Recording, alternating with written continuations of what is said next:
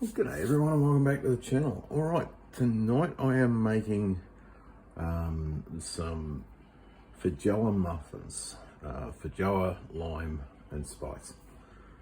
So these are Feijoas, which are also called a Pineapple Guava. They're an awesome little fruit. They grow on a small tree or bush. Just absolutely magnificent. I got a really heavy crop last year, so this year I'm not getting a massive crop. So rather than the jam that I put up last year, this year I'm just using it for cooking. Now ideally you want to not so much pick them off the tree, but you want to harvest them once they drop from the tree. So just cutting the ends off.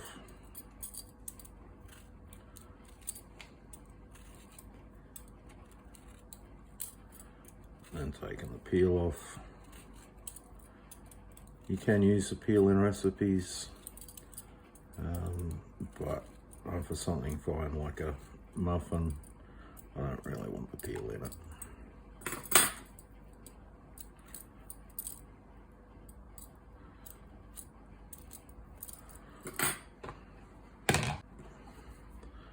Okay, and then I'm just gonna, there's a look at the inside. I'm just gonna give that a fine dice.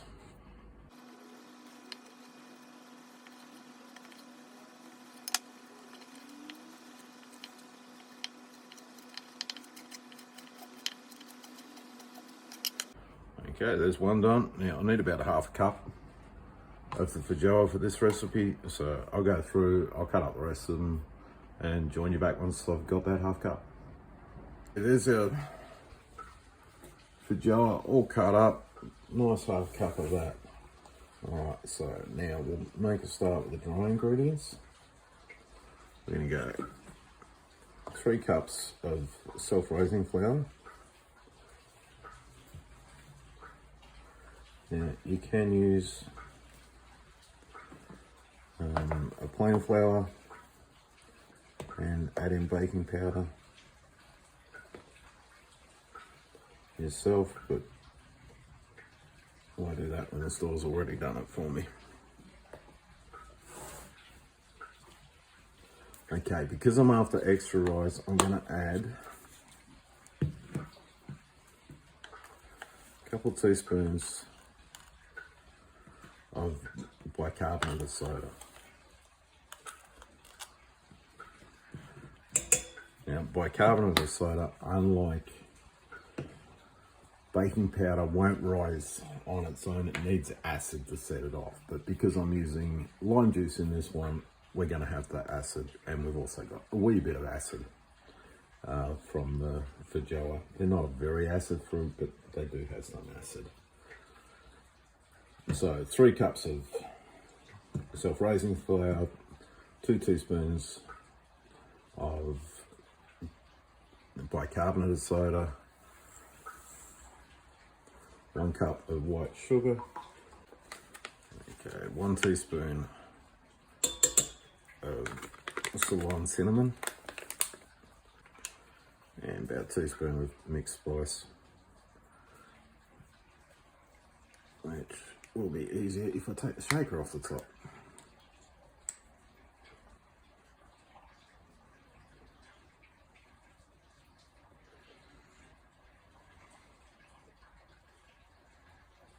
And that's just a mixture of cinnamon, nutmeg, and allspice berries. I'll just turn this on for a bit and let all those ingredients incorporate together. I don't want all the baking powder or the bicarb soda in one place, so I'll just give this a whiz around. Okay, basically, when you can't see the spices anymore, when they're incorporated through, then you know that your bicarbonate of soda has been incorporated through as well. All right, let's add in the wet ingredients next. So we've got half a cup of butter, that's been melted and left to cool.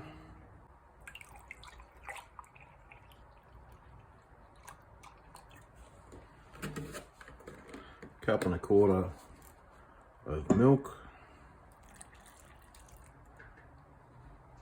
And 3 large eggs. I always break them separately just to make sure they're okay. I know these are going to be pretty good. They're from the girls, so they are nice and fresh.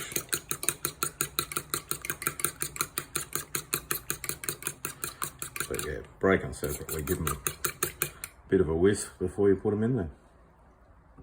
Helps them to incorporate a little bit better.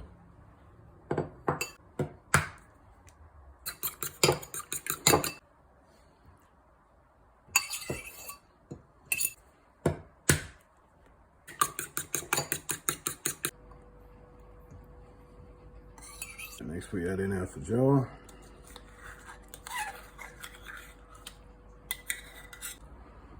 With a little bit of vanilla.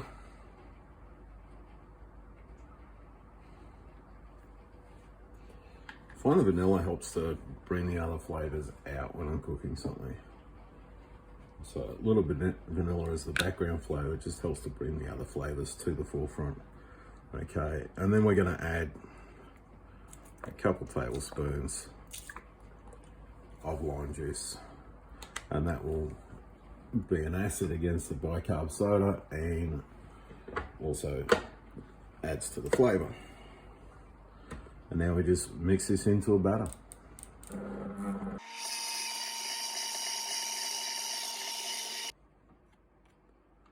Now I like to clean the beater off, and I'll just give it another spin after that, just to make sure there was no flour clinging to the beater.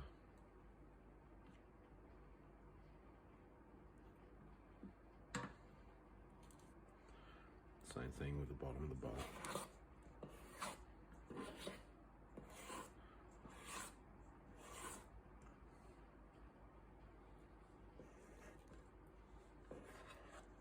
Time for the last step. Gonna get them in the oven. Alright, so you can use the little patty pan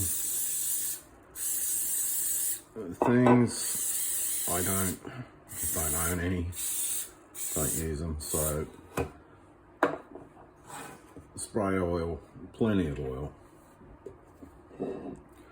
Okay, now because I've put so much effort into making these rise, you do not fill them all the way to the top.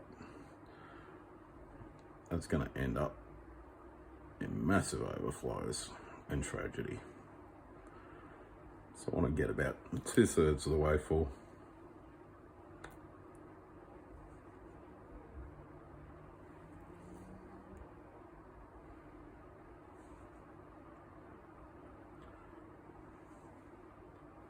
I don't mind if I get a little bit of overflow, but if it overflows all the way, they're just going to be really, really hard to get out. These go in a pretty warm oven, 220 Celsius or 425 Fahrenheit, and they go in there for about 15 or 20 minutes. Just a toothpick test to pull them out. Now, when you put the toothpick in, you don't want it to come out wet. You don't want, wet mixture coming out with it, but you do want a couple of crumbs clinging to it. If you've gone past where the crumbs are going to cling to it, then you overcooked. It is still going to cook when it comes out with the residual heat. So you just want to bring it out while there's still a few crumbs clinging to it. All right, let's go pop these in the oven. Join you back shortly. Okay, these look like they're a little too done on the edges. They're just right inside. So what I'm going to do is turn down the temperature for the second lot. Going to bring it down about 210, just so I get a wee bit less of the browning and a bit more time in the cooking. Oh, drop it. That's good. There we go, that done the trick. Just lowering the temperature down to 10 degrees. Just save me from getting those edges a bit too dark. I mean, those aren't bad. Just a little dark on the edges.